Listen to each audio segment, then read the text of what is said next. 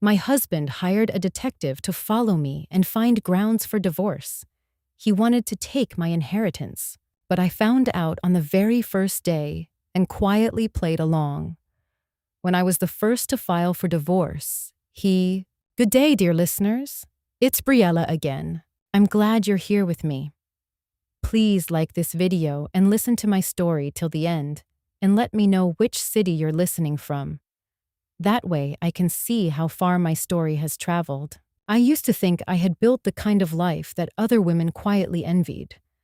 Not because I was arrogant. I wasn't, but because I had worked for every piece of it. My name is Claire Holt. I was 38 years old, living in a 4-bedroom colonial house in Westchester, New York, with a husband I had married at 29 and a garden I had planted with my own hands.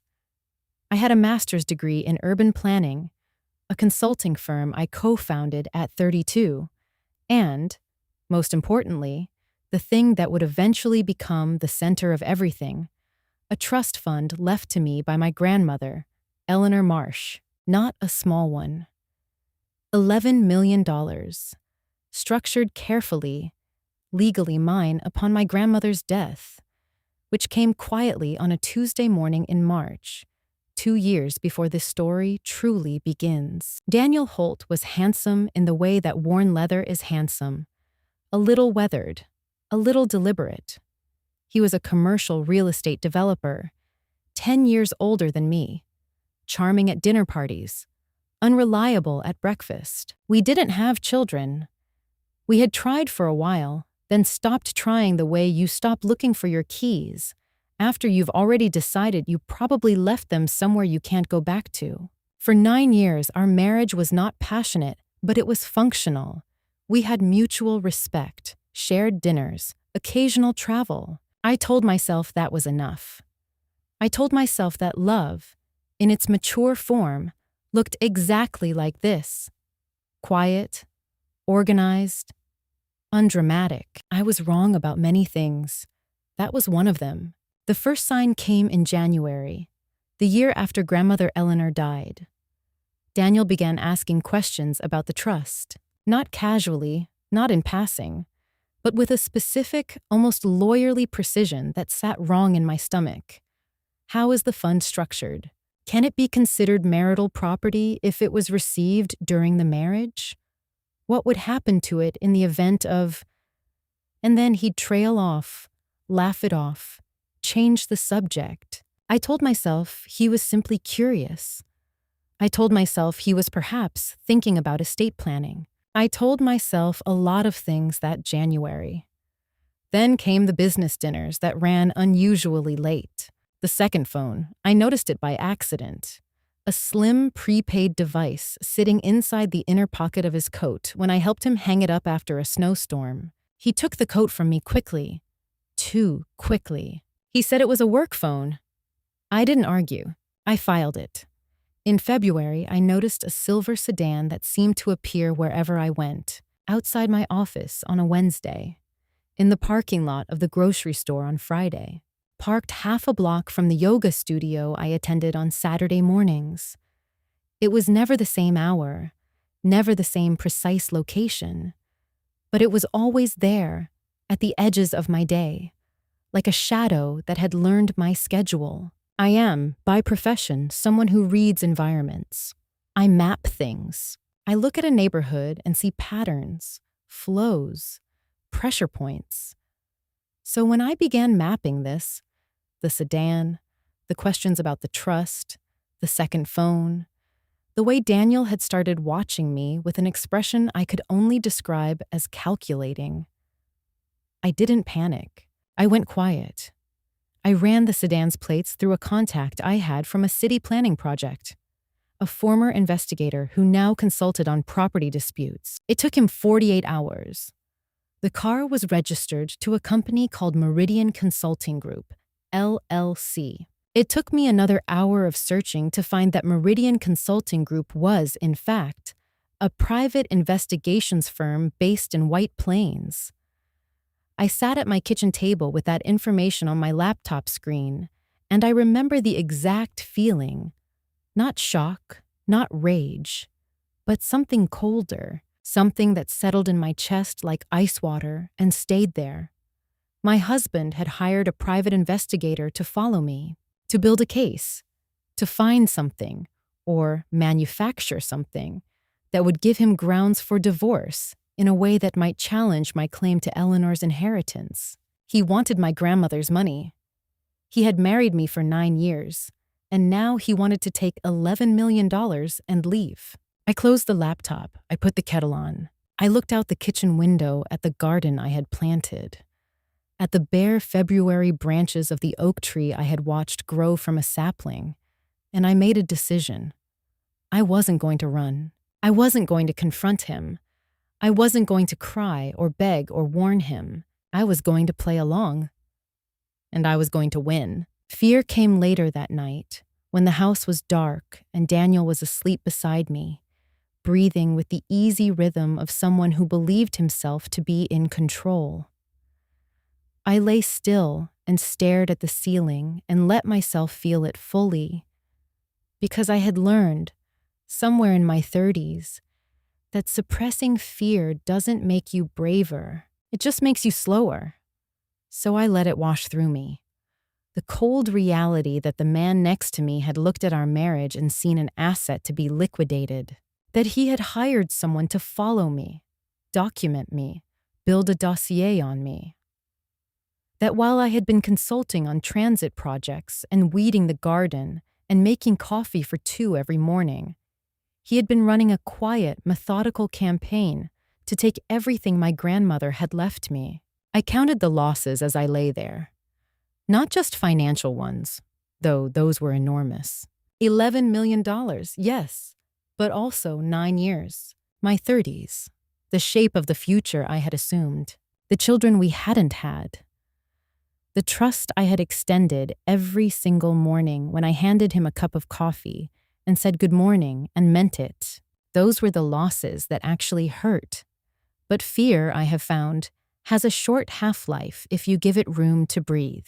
By the time the first gray light came through the curtains, I was no longer afraid. I was focused. I got up before Daniel. I made coffee, just for myself, quietly, and I sat at the kitchen table with a legal pad and I began to write. The first thing I wrote was a question. What does he need to win? He needed grounds for divorce that would allow him, or his attorneys, to argue that the inheritance should be considered part of the marital estate, or that I had behaved in a way that forfeited my claims to equitable distribution. In New York State, inherited assets are generally separate property. But if he could show they had been commingled, mixed with marital funds, or if he could pressure me into a settlement under duress, or discredit me in some way that weakened my legal standing, he might manage it. He was a developer. He understood leverage. The second thing I wrote was, what does he think he's looking for? An affair, probably. That was the classic play. Hire a PI to document infidelity, then use the emotional leverage of exposure to push a frightened spouse into a disadvantageous settlement, or misconduct of some other kind. Evidence of financial recklessness, instability, behavior that could be painted unflattering in court or in mediation. The third thing I wrote was, what do I have that he doesn't know I have? Time and knowledge. I knew about the investigator.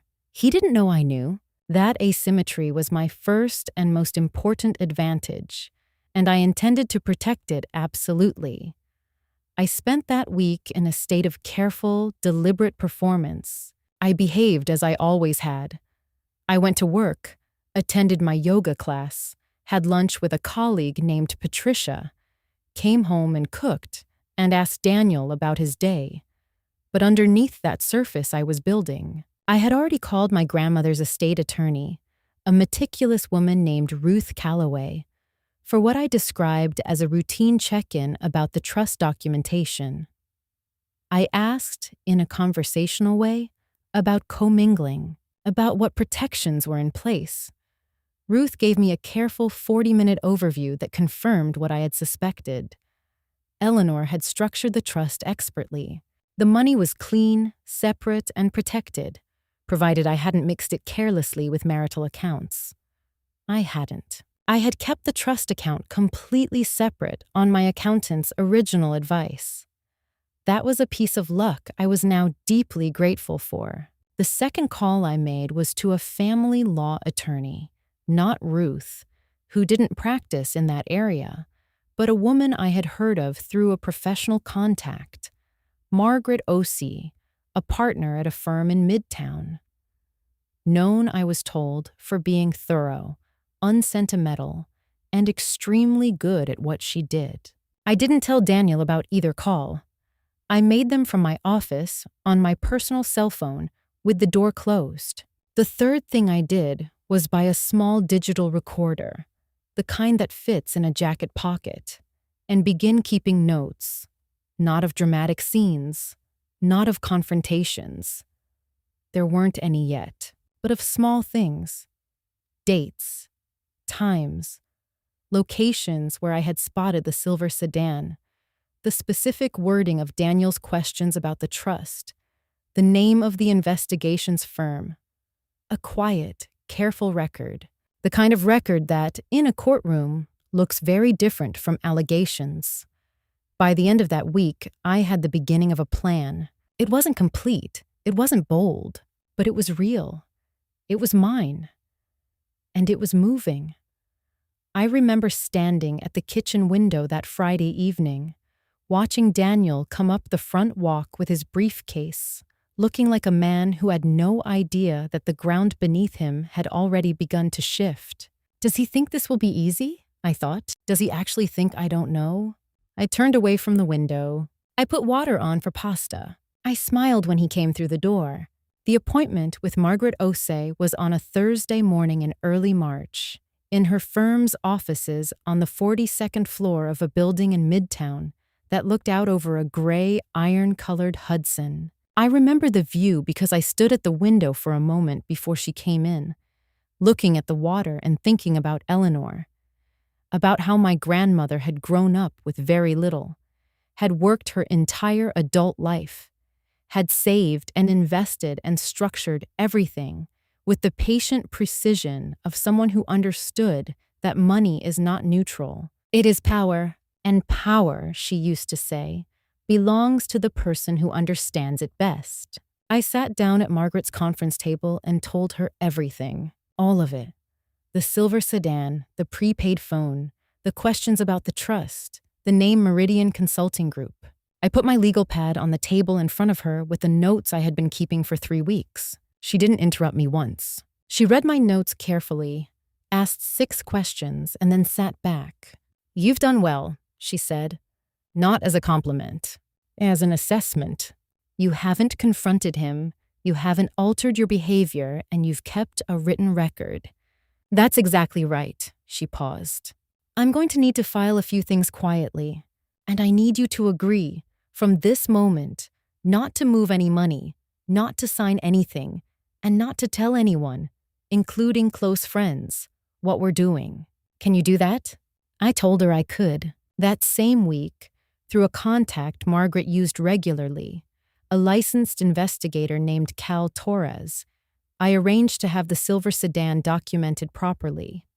Not my improvised notes, but professional surveillance logs, time-stamped photographs, and a formal report identifying Meridian Consulting Group and its registered clients. Cal came back to us in 4 days. And when I sat in Margaret's office on a Monday afternoon and she slid the report across the table to me, I felt something click into place in my chest, the specific sensation of an assumption becoming a fact. Meridian Consulting Group had been contracted by a man named Daniel Holt. The contract had been signed 6 weeks earlier. The assignment: document the daily movements and social interactions of Claire Holt, with particular attention to any contact with men, any financial activity, and any behavior that could be characterized as emotionally unstable or reckless. There it was, In a licensed investigator's report with documentation. I looked at it for a long time. There it was. Not a suspicion. Not a feeling in my stomach at the kitchen table. A fact. My husband had hired a private investigator to build a case against me so he could divorce me and challenge my inheritance. Margaret let me sit with it. "This is your point of no return," she said eventually. "Once we act on this, there's no quiet resolution. You understand that?" "I understood that in January," I said. "I've just been waiting for the paper."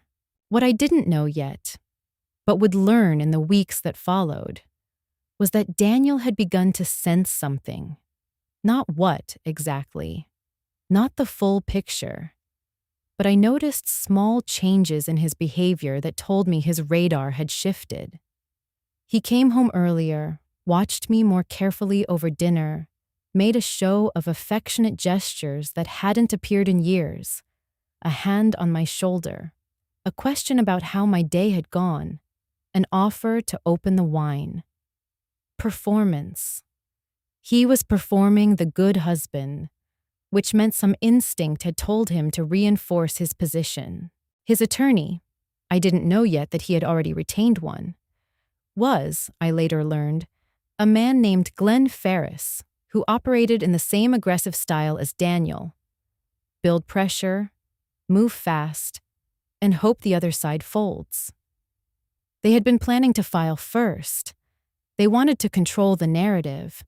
They wanted me reactive, frightened, and making poor decisions under stress. I was none of those things. On a Thursday evening, 2 weeks after my meeting with Margaret, I sat in our kitchen while Daniel poured himself a scotch and talked about a property project in New Jersey, and I thought, he has no idea. He was watching me perform and performing for me in return, and neither of us was giving anything away. But only one of us had a licensed investigator's report, a meticulous family law attorney, and $11 million in a completely clean, ring-fence trust account. That night, I called my mother, just to hear her voice. I didn't tell her anything. She told me about her garden and her neighbor's new dog, and I listened and felt, for the first time in months, something that was almost calm. The next morning I filed. Margaret filed the divorce petition on a Friday morning. By Friday afternoon, Daniel knew. I was in my office when my phone rang, not my personal line, but the office number, which he rarely called. I let the receptionist answer. She came to my door and said, with an expression that was professionally neutral and personally alarmed, that my husband was on the line and sounded urgent. I took the call. I kept my voice even. "What is this?" he said. Not what's going on, not can we talk, but what is this? The way you'd say it about an insect you'd found somewhere unexpected. "A divorce petition," I said. "I think that's clear from the document." The silence that followed lasted about 4 seconds. Then he said very quietly, "You need to think very carefully about what you're doing, Claire." "I have been," I told him, "for months." I hung up. What followed was not a collapse. It was a campaign. Within 48 hours, I received a call from Glenn Ferris, Daniel's attorney, who introduced himself smoothly and suggested a meeting to discuss a reasonable path forward. I forwarded the call to Margaret. Then I received a visit at my office from Daniel's older brother, Marcus Holt, who arrived unannounced on a Monday morning wearing a suit that was slightly too expensive for the occasion, and an expression that tried very hard to be friendly. Marcus was the more dangerous of the two brothers, in my assessment. Daniel operated with leverage. Marcus operated with charm and the implied threat beneath charm. He sat across from me and talked about the family, about how these things could be handled quietly, about how Daniel was upset and acting from a place of hurt. He suggested I consider withdrawing the petition, that there might be a private arrangement that could serve us both well. What kind of arrangement? I asked. He smiled carefully. A financial settlement, a clean break. No drawn-out process, no embarrassing court proceedings. How much? I said. He named a number. It was significantly less than the value of the trust. Precisely the kind of number a frightened woman might accept to make the noise stop. I'll think about it, I told him pleasantly. I called Margaret the moment he left, but the pressure didn't stop with Marcus. 3 days later, Ferris sent a formal letter asserting that certain funds in my personal accounts, not the trust, but my business operating account, had been mingled with marital finances in ways that merited examination. It was a threat wrapped in legalese. It was designed to make me feel that my ground was less solid than I knew it to be. The following Tuesday, I came out of a client meeting to find Daniel standing in the lobby of my office building. Just standing there, in his coat, looking at me with an expression I had never seen on him before. Something stripped of the performance, something raw and cold. He said nothing. He simply looked at me for a moment, then walked out. It was the most frightening thing he had done, and it worked, briefly. My hands were not quite steady in the elevator, but frightened and defeated are not the same thing. Margaret filed a response to Ferris's letter within 24 hours, attaching documentation from my accountant that established the complete separation of my trust account from any marital finances, going back 9 years. She also, quietly, professionally, attached a summary of Cal Torres' investigative report identifying Daniel's contract with Meridian Consulting Group. Ferris went quiet for a week. Marcus stopped calling. I booked 4 nights at a small inn in Vermont that I had stayed at once before, years ago, when I had needed to think. I drove up on a Thursday afternoon and walked along a frozen creek in hiking boots and a heavy coat, and didn't look at my phone for 3 days. I sat by the fire in the evenings and read badly and slept too much and let the adrenaline leave my body slowly, the way it needs to. I thought about Eleanor and about the oak tree in the garden and about what I actually wanted my life to look like in 5 years. On Sunday night, I drove home. I was ready. The week after I returned from Vermont, Daniel tried a different approach. He called me on a Sunday evening, not through attorneys, not through Marcus, but himself, in the voice he used when he was being what I once thought of as real. Quiet, measured, without the cold edge. He said he had been doing a lot of thinking. He said he believed we had both made mistakes. He said that perhaps counseling, serious, committed, was worth trying before we threw everything away. I sat at my kitchen table and listened. Outside, March had turned tentative. The first thin suggestion of green on the oak's lower branches, the kind of color that is more promise than fact. He was good. He had always been good. The voice, the phrasing, the specific words he knew carried weight with me. Threw everything away. Both made mistakes, I've been thinking. These were the keys that had worked on me before, over 9 years of smaller conflicts, the words that had always made me step back from whatever position I was holding and ask whether I was being fair. I noticed all of it. I let him finish. And then I said, calmly and without particular emphasis, Daniel, I know about Meridian Consulting Group. I know about the contract. I know about everything. The silence was very different from the one after he'd said, "What is this?" This one had weight. "I don't know what you're talking about," he said finally. "That's fine," I told him. "Good night." I hung up and sat quietly for a moment. Was I shaken?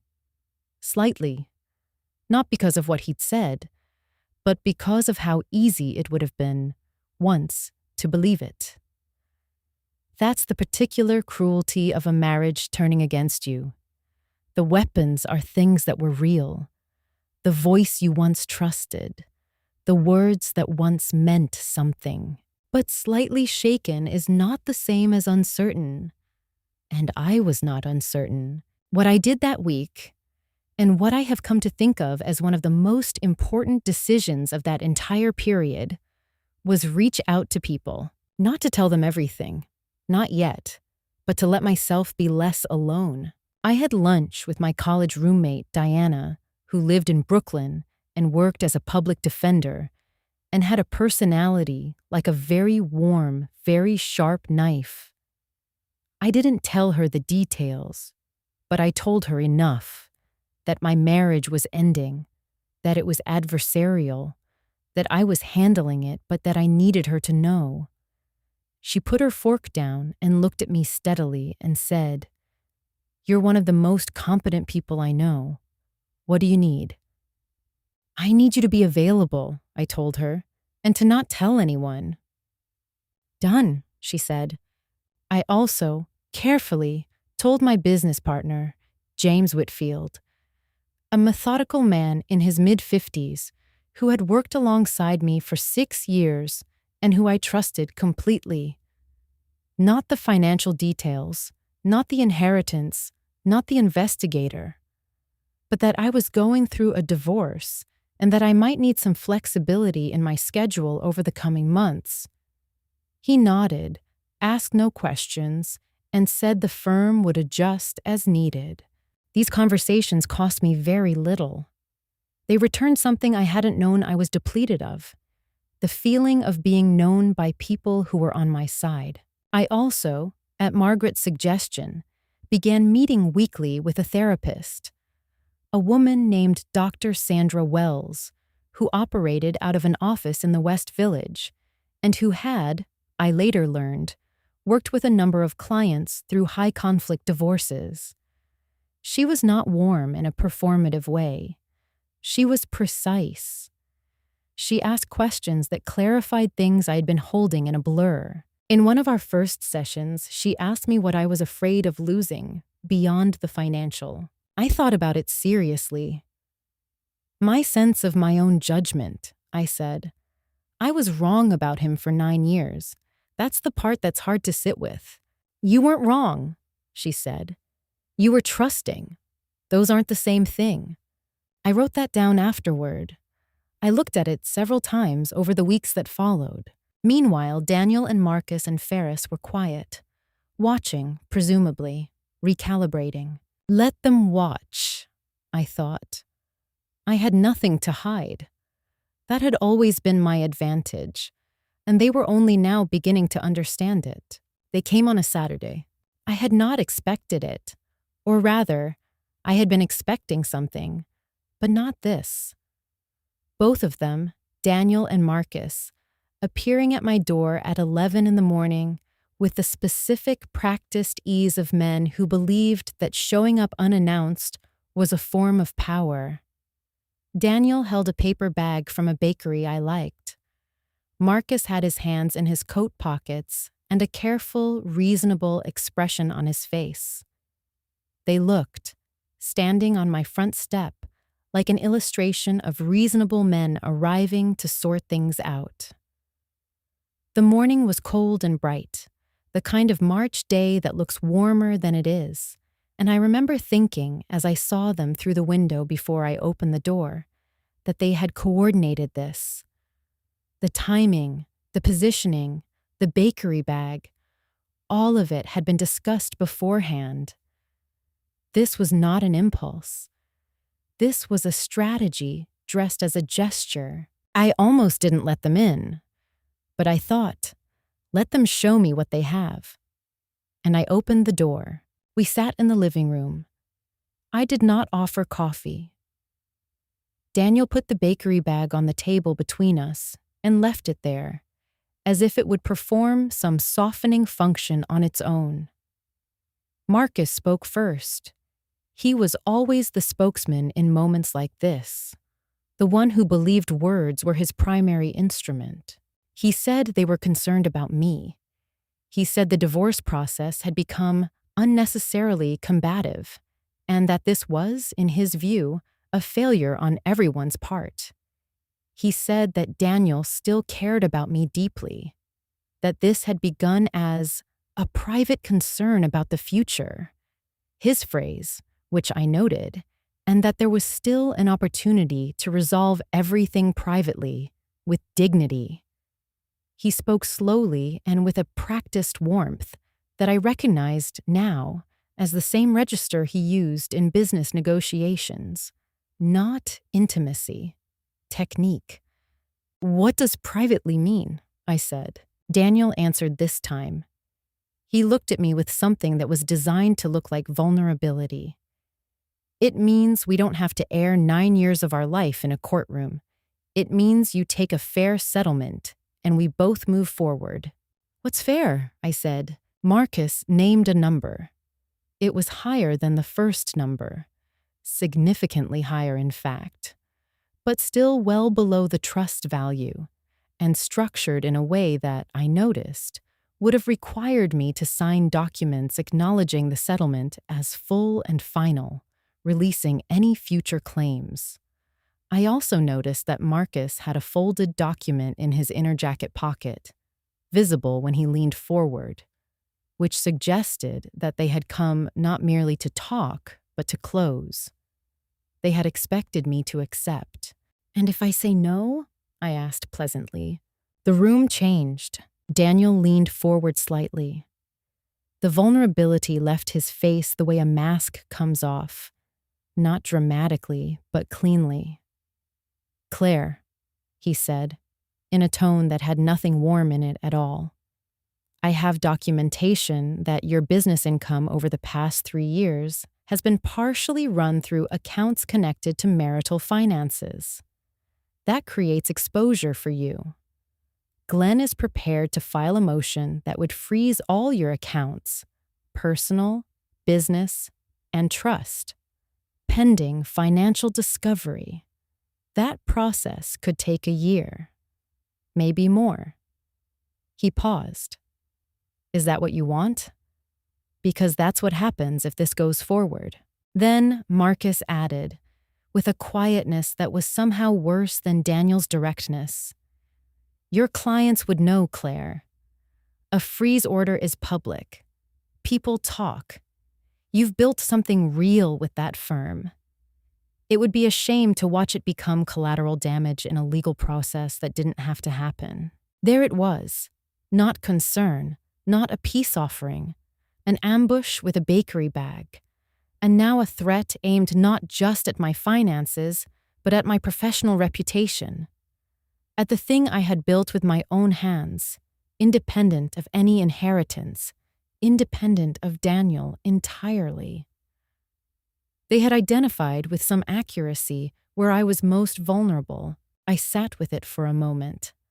I let the weight of what he'd said land, because it was intended to frighten me into a reaction. And reacting was exactly what I couldn't afford to do. "I'll have my attorney review that claim," I said. "Claire," Marcus started. "I think we're done for today," I said. I stood up. I walked to the front door and opened it. Daniel stood slowly, with a control that was its own kind of threat. At the threshold, he turned and looked at me, not with anger exactly, but with a cold, evaluating look that said, "I have not finished." "Think about it," Marcus said, with the last remnant of his reasonable man voice. "I always do," I told him. I closed the door. I stood in the hallway with my hand on the wood and breathed. My heart was moving faster than I wanted it to. The threat of a freeze on my accounts was not nothing. Even an ultimately unsuccessful legal motion could disrupt my business for months, frighten my clients, create the kind of mess that had a cost beyond money. The mention of my firm, my real work, the thing that had nothing to do with Eleanor's trust, had landed differently than the rest. It was a personal threat. It was meant to be. I was afraid. I want to be honest about that.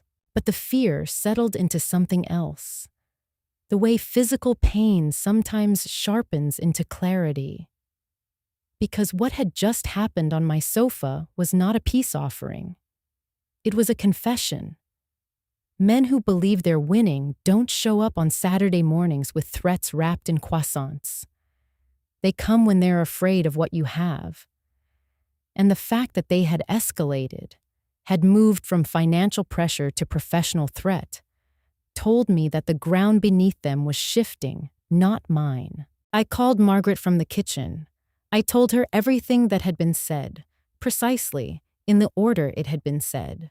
"Good," she said when I had finished. "Let them try it." The hearing was on a Wednesday morning in April, a preliminary conference in a Manhattan courtroom that had the particular quality of institutional light that strips everything theatrical away and leaves only the facts. Margaret had spent the prior 2 weeks preparing with the methodical focus of someone who had done this many times and knew the difference between what played well and what held. She didn't want theater. She wanted documentation, sequence, and clarity. We had all three. The evening before the hearing, we sat together in her conference room for 2 hours, reviewing every document, every timeline, every number. She went through the Torres report line by line. She was not reassuring in a sentimental way. She was precise, which was far more valuable. By the time I left her office and walked to the parking garage, I felt the specific composure that comes not from the absence of fear, but from having prepared for it. Glenn Ferris had filed, as threatened, a motion to freeze my accounts on the basis of alleged commingling. It was his opening move, aggressive, designed to throw us off balance before the conference.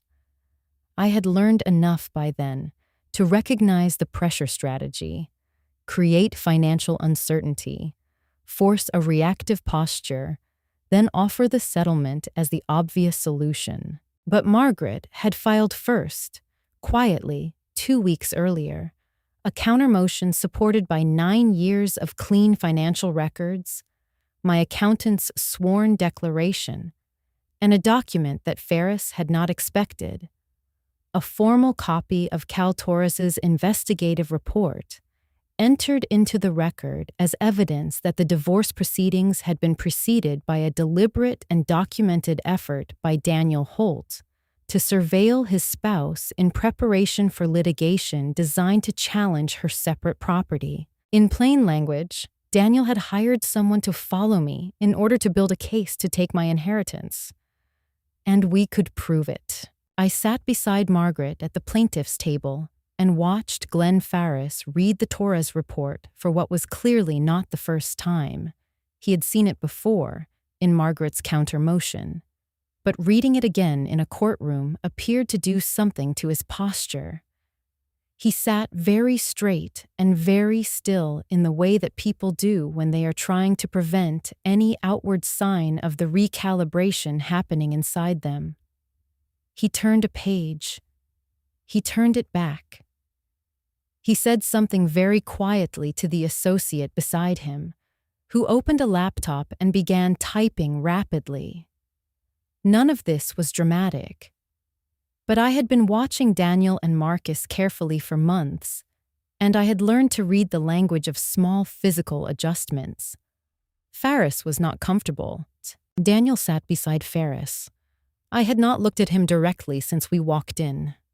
Now I did. He was looking at the report, and for the first time in all the months of this, in all the careful performance of our kitchen, all the calls through attorneys, all the Saturday morning visits, I saw something on his face that was neither calculation nor performance.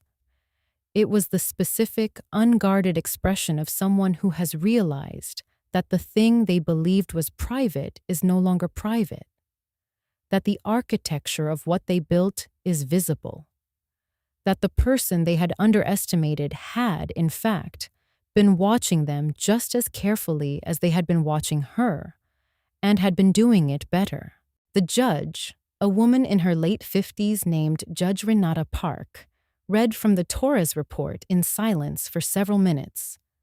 Then she set it down and looked at Ferris. "Counsel," she said, in the tone of someone who does not enjoy having her courtroom used as an instrument of financial intimidation, "your motion to freeze assets is premised on allegations of commingling that appear, based on the documentation before me, to be without substantive foundation. I'm going to need you to explain why this motion should not be denied with costs." Ferris spoke. He was composed. I gave him that. But the composition was structural, not confident. He made arguments that I could hear were retreating arguments, qualifications, hedges, reframings of the original claim. He suggested that the Torres report was a matter of procedural relevance, separate from the asset question. Judge Park asked him to clarify what he meant by that. He clarified. She asked a follow-up question. He answered it less well than the first. The judge was not charmed, and then, the moment I had not quite anticipated, though perhaps I should have, Daniel did something impulsive. He leaned forward and said something to Ferris in an undertone, something urgent, and Ferris turned and gave him a short, sharp look that said, "Be quiet." But Daniel was not quiet. He said loud enough for the room to hear, "She can't prove anything about the accounts. That accountant is her personal hire. This is—" "Mr. Holt," Judge Park said, without raising her voice. Daniel stopped. "You are represented by counsel," she said. "I would suggest you allow him to speak." The room was very still. I heard someone shift in a chair behind the bar. I heard the faint mechanical sound of the associate's typing stop. I did not look at Daniel again. I looked at the window on the far wall, at the gray spring light coming in at a low angle, and I thought, "Eleanor, I'm trying to be as careful as you were." And then I thought, almost with surprise, "I think it's working." I thought about January, the kettle on the stove, the laptop closed on the kitchen table, the decision made in silence while the house was dark. I had carried that decision through 5 months of performance and preparation and pressure.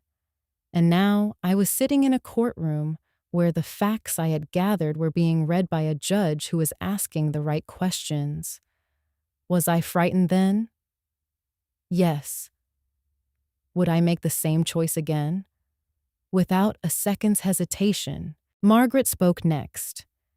Carefully, precisely, without a single unnecessary word, about the documented campaign of surveillance, about the clean separation of inherited assets, about the timeline that made clear this divorce proceeding had been planned as a financial extraction before any genuine marital grievance had been articulated. She spoke for 11 minutes. She used no rhetorical flourishes. She needed none. Ferris's freeze motion was denied, with costs. The divorce was finalized 11 weeks after that Wednesday in April. Margaret had done her work. Thorough, unhurried, absolutely precise. The Torres report remained in the record. Judge Park had not forgotten the tone of the preliminary conference. And Ferris, who was a competent attorney when he was operating from strength, proved considerably less effective when the ground he was standing on had been documented, measured, and found to be hollow. In the weeks between the April hearing and the final decree, there were several more legal motions, smaller, increasingly desperate attempts to find purchase on a surface that had been made deliberately smooth. Ferris filed a request for additional financial discovery. Margaret produced documentation before the deadline with such completeness that the judge declined to extend the timeline. Daniel's side attempted to introduce testimony from a former colleague of mine, a man I had worked with briefly 3 years earlier, who I later learned Marcus had approached directly, suggesting that I had made emotionally erratic decisions during a project. Margaret submitted my performance record, my firm's financials, and 2 letters from senior clients. The testimony was deemed immaterial. It was a small thing, but it told me everything about the depth of what they were willing to do and about how little they had left to work with. Daniel's claim that my business accounts constituted commingled marital assets was dismissed entirely. My accountant's records were clean.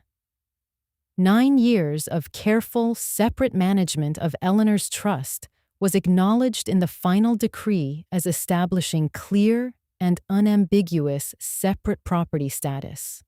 The trust was mine, all $11 million of it, untouched. The marital estate, the house, the investment accounts we had genuinely shared, the proceeds of a rental property Daniel had bought during the marriage, was divided equitably, as New York law provided. I received my half. Daniel received his. He received nothing from Eleanor's trust, not $1. Margaret called me on the morning the decree was finalized, with the specific, contained satisfaction of someone who does not celebrate prematurely. "It's done," she said. There was a pause, and then she added in a slightly different register, "I've handled a lot of these. You manage the pre-filing period better than almost anyone I've worked with. Eleanor raised you well." I had not told her much about Eleanor, but Margaret was perceptive in the way that people become when they have spent decades reading between the lines of other people's lives. I thanked her. I meant it fully. I was in my office when the call came. I sat for a moment after hanging up, in the particular stillness of an ending, not triumphant, not relieved exactly, but something that I can only describe as settled. The way a long-running calculation feels when the numbers finally resolve. The way the ground feels after a long period of rain, when it has absorbed everything it needed to and is simply, solidly itself again.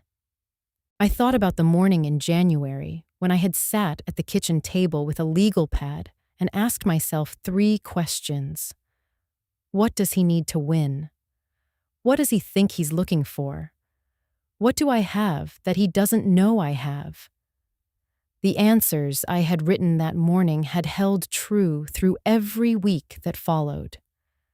The plan I had built from those answers had held. The ground I had stood on, legally, financially, personally, had held. That afternoon, I went to see Diana. We walked along the Brooklyn waterfront in the thin April sun, and she asked me how I was, and I told her the truth, that I was tired and grateful and something close to fine. "What was the hardest part?" she asked. I thought about it. "Performing," I said. "All those months of performing, the coffee in the morning, the dinners, asking about his day when I knew what he was doing. Was it worth it?" "He wanted my grandmother's money," I said. "So yes, every single morning." There was one more thing. 3 weeks after the decree, I received notice through Margaret that Daniel had filed a complaint with the State Bar Association, alleging that Margaret had engaged in improper conduct by introducing the Torres report into the proceedings. I read the notice in my car, in the parking lot of a grocery store in Westchester, on a Tuesday afternoon. I sat with it for perhaps 30 seconds. Then I forwarded it to Margaret with a single line. "I assume this is the last one." She replied, "It is. Leave it with me." The complaint was reviewed. It was dismissed within a month. The report had been properly obtained, properly introduced, and entirely relevant to the core question of the proceeding. The Bar Association's dismissal letter was brief and unambiguous. It was, I thought, the last small fire of a campaign that had burned itself out completely. The kind of thing a man does when he has no good moves left and needs to feel that he struck one final blow. It hadn't worked. Nothing about his plan had worked. Not the surveillance, not the pressure through Marcus, not the Saturday morning ambush with the croissants and the folded documents, not the threat to freeze my accounts, not the attempt to introduce character testimony, not the bar complaint. He had set out to take $11 million from me. He left the marriage with exactly what New York law entitled him to, nothing more, nothing less, and a record that documented why. I walked out of my attorney's office on a May afternoon into a city that was fully spring by then, warm, loud, slightly irreverent, indifferent to private victories in the way that New York always is. And I stood on the sidewalk for a moment and thought about Eleanor, about the patience she had built into the structure of that trust, about the care she had taken, years before any of this, to protect what she was leaving, about the way she had understood, long before I did, that the most durable form of power is the kind that is prepared for quietly, in advance, before anyone is watching. She had done her part. I had done mine. I hailed a cab. I went back to the office. I had work to do. The year that followed was, in many ways, the fullest I had known in a long time. I bought a smaller house. Not in Westchester, but in Hudson, 2 hours north of the city, where the light is different and the pace is different, and I could have a garden that was entirely mine. I chose it for the kitchen windows, which faced east and let in the morning light in long, flat slabs across the stone floor, and for the yard, which was overgrown and needed work, which was precisely what I wanted. I planted things.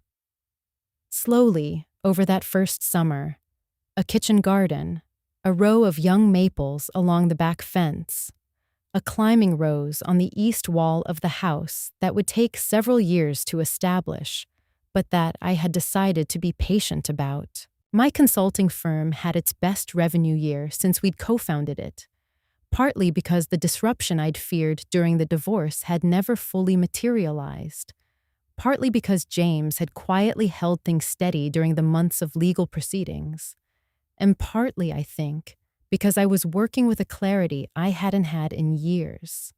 When you spend 9 months managing a very complex threat, your mind gets sharp in ways that carry over. I saw Diana most weeks. Dr. Wells and I continued meeting, less urgently now, more as a practice of maintenance. I traveled to Portugal in the autumn alone, which was exactly right, to Mexico with Diana in January, which was loud and warm and better than I expected. I was not in any hurry to be with someone new, but I was not close to it either. I moved through the world with a different quality of attention, not suspicious, not armored, but clear. The kind of clarity that comes from having learned, at some cost, what your own judgment actually feels like when it's functioning well. As for Daniel, I heard things, as one does, through mutual acquaintances, through the occasional professional overlap in a city that is large, but not infinite. The development project in New Jersey that he had talked about over dinner the year before, the one he'd described as his most significant deal in years, had fallen through in the summer, when a key financing partner withdrew. I didn't take pleasure in this exactly, but I noted it. He had moved into an apartment in Midtown. By the following spring, I heard from someone who had run into him at an event that he looked tired, that the deal pipeline had thinned, that he had, apparently, become difficult to work with in ways that were beginning to cost him relationships he had spent years building. Marcus, whose involvement in the attempt to pressure me had been partially documented in the proceeding, had his own professional difficulties. A business associate, learning of the details through someone in the legal community, had withdrawn from a joint venture. Reputations are not rebuilt quickly. Glenn Ferris remained in practice, as competent attorneys do even after losing, but the bar complaint he had allowed Daniel to pursue, however briefly, had added an asterisk to a case file that other attorneys in the New York family law community were aware of. None of them were ruined. I want to be honest about that. Life is not a morality tale in which the bad actors are carried off the stage. They continued, they managed, they carried on, but they had not won. And in the world they moved through, where reputation is currency and outcomes are remembered, that mattered. I was in my garden in Hudson on a Saturday morning in late spring, kneeling in the dirt with a trowel, when I understood something I hadn't quite articulated before. I was happy, not in a dramatic way, not in a way that needed to be announced, just genuinely, quietly, durably happy in a way I had not been in a long time, perhaps longer than I had allowed myself to recognize. I sat back on my heels and looked at the row of things I had just planted, small, green, improbable, and I thought, this is mine. All of it is mine. I thought about Eleanor. I thought about how she would have looked at all of this, not with sentiment, but with that particular expression she had when something had been handled correctly. A small nod, a slight compression of the lips that was, for her, a smile. I missed her. I was glad she had trusted me with what she'd left. I got back to work. Knowledge without preparation is just pain. That's what I learned. Eleanor didn't leave me money. She left me a lesson. Patience is not weakness. Silence is not surrender. And the woman who goes quiet and goes precise, she wins. He wanted my grandmother's legacy. He got nothing. So I'll ask you honestly, what would you have done? Would you have confronted him immediately? Or gone quiet and careful like I did? Tell me in the comments. I genuinely want to know. If this story stayed with you, subscribe. There are more stories like this one. Thank you for listening. Eleanor would have approved.